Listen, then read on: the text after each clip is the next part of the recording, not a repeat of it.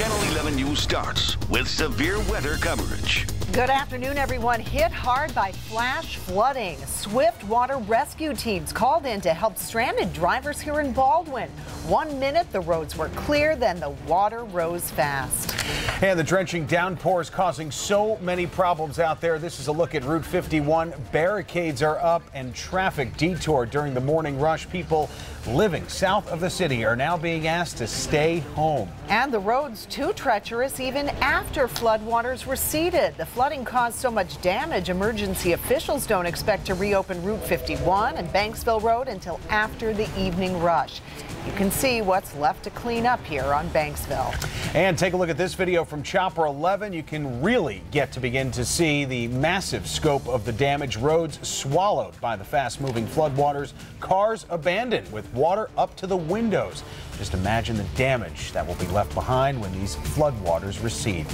Good afternoon, everyone. All morning long, we've been following severe weather moving through our area. And we have a team of reporters covering all of the angles of this massive flooding. We have been out here all morning in the area where I'm standing just a few hours ago, covered with water. It probably would have been up to my belt. The cars that you see back there, they actually drove over some barricades, through some barricades. It's not what you're supposed to do.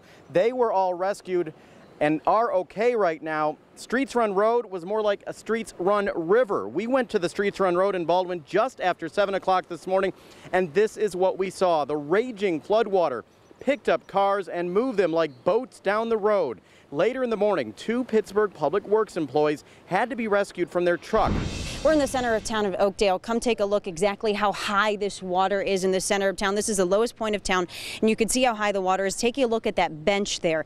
Look at it. It's almost to the top of the bench. Now, residents tell me that they haven't seen anything like this since 2004. The town flooded again. And the reason is there are 2 creeks that kind of converge right here near the center of town, and you can see what it's done this morning. A lot of these businesses probably have sustained a good amount of flooding damage in there, but thankfully nobody is trapped in any of the businesses. We're told that everybody is safe. They only had to rescue 1 man who tried to drive through some high water here today, but we talked to a business owner, a man who owns a garage in this area, and he said that he's afraid to see what's inside. Kind of auto body equipment, and I have things of my own there, and it's reliving another nightmare in my eyes. Now, if you happen to live in Oakdale and you are displaced because of the flooding, there is a center that is open. The Pick Technical Institute is open for people who are displaced, and that goes for other people around the area. There are some surrounding communities that are experiencing this as well. So if you need somewhere to go, that's somewhere that you can go here this afternoon. We are in Oakdale. Jennifer Tomazik, Channel 11 News. Thanks, Jennifer. And continuing breaking news coverage, neighborhoods hit hard by flash flooding. We showed you the video of stranded drivers and flooded homes. That's right. Now, meteorologist Scott Harbaugh joins us with some amazing flooding photos sent in by viewers. Scott. Yeah, and it's you viewers at home that actually alert us first and foremost when the flooding happens. So thanks for sending these in today. We've scoured all of our Twitter and Facebook pictures. Here's what we have for you so far today. I wanted to show you some of the best so far. This is South Fayette, sent in by Candy Sanita. Mayview and Boyce right now, flooded roads in that area, just one of many areas. 51 was flooded up and down 51 today. Scuba Steve sends us in from 51 and the Liberty Tubes. Water more than a foot and bubbling up in that area. From Oakdale, this is Jordan Morley. That's the PNC Bank building right there in Oakdale. You can see that's completely flooded. Library was very hard hit this morning. This from Shao Dabalina in Library. Roadways down there completely flooded out. Channel 11 News starts with severe weather coverage. The water had to have been at least 8 feet. It was going up and over like a waterfall. It's a very critical situation. Totally avoid the South Hills of Pittsburgh.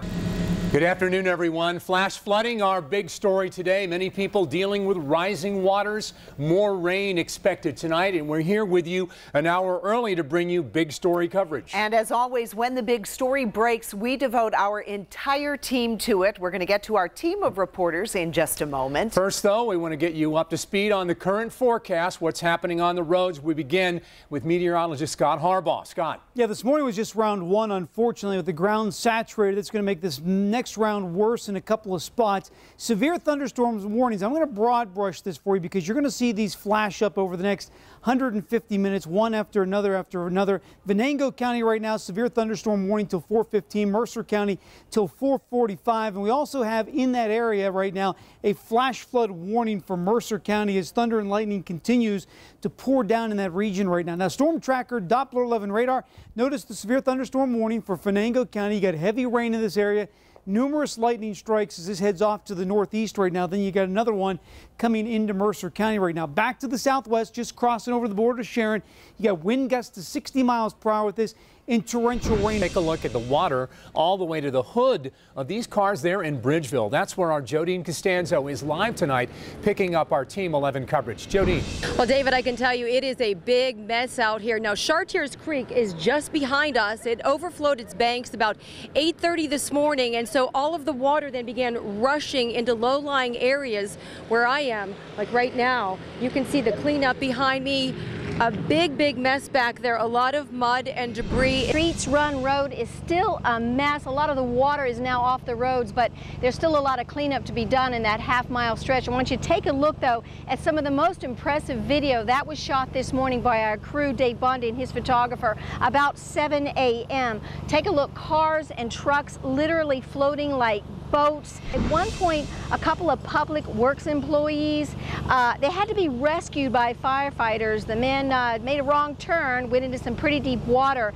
They actually crawled out of the front of their truck into the back of the truck, into the truck bed, and waited as a swift water rescue team moved in. Take a look at Cecil Township, Washington County. You can see the water just rushing through here. We saw Millers Run Creek overflowing into people's yards, right into playground equipment.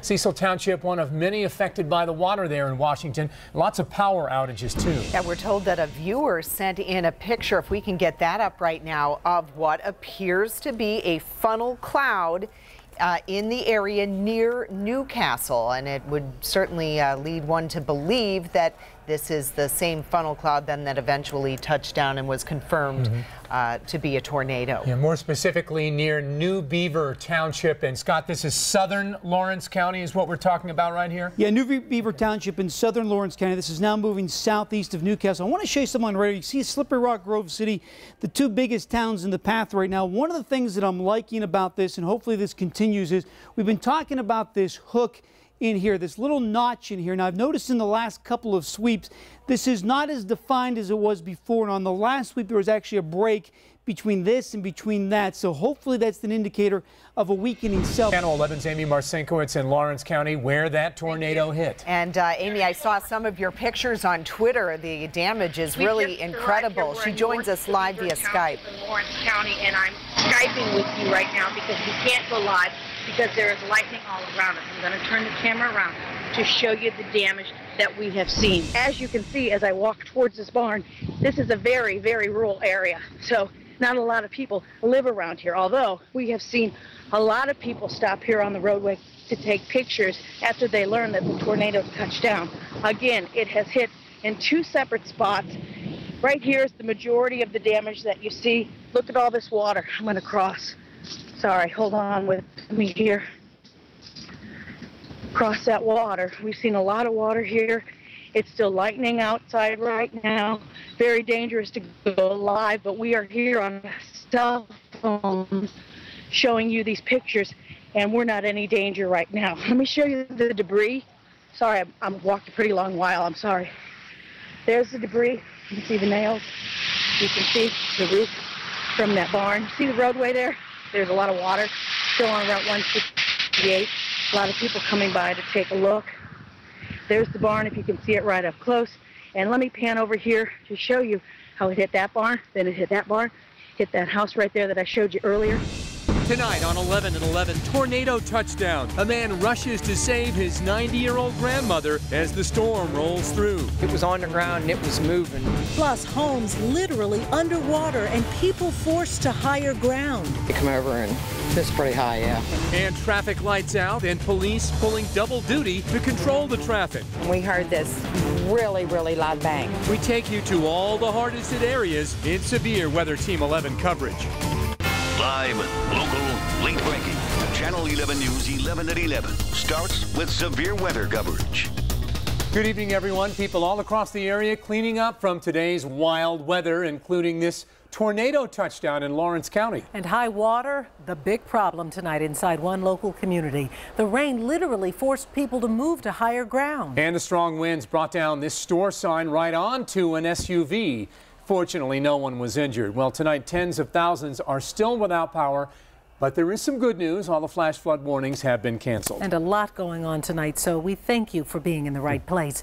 When the rain started to fall this morning, our news crews jumped right into action. And tonight, we're still going strong. We have a team of reporters and photographers covering everything from tornadoes to flooding to power outages.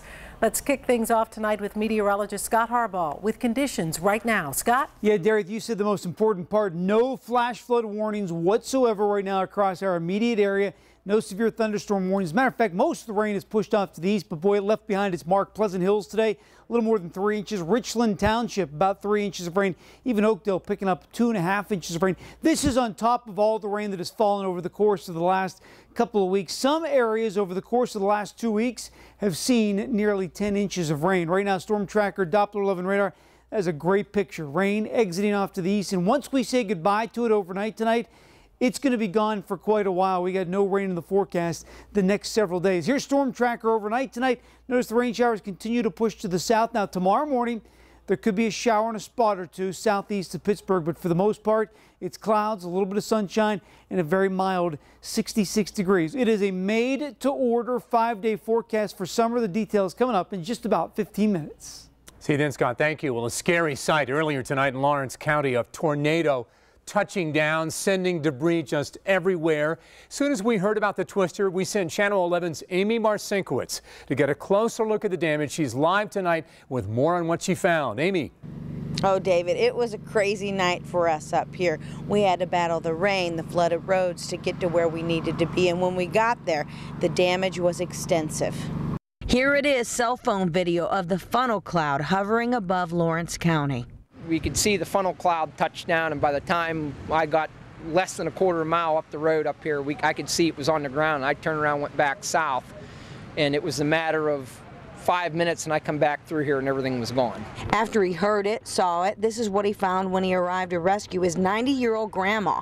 The aftermath of a confirmed tornado touchdown here along Route 168 in North Beaver Township. The damage is evident and all over the place. A barn demolished, debris everywhere, trees toppled. You could even see where lightning hit some of them.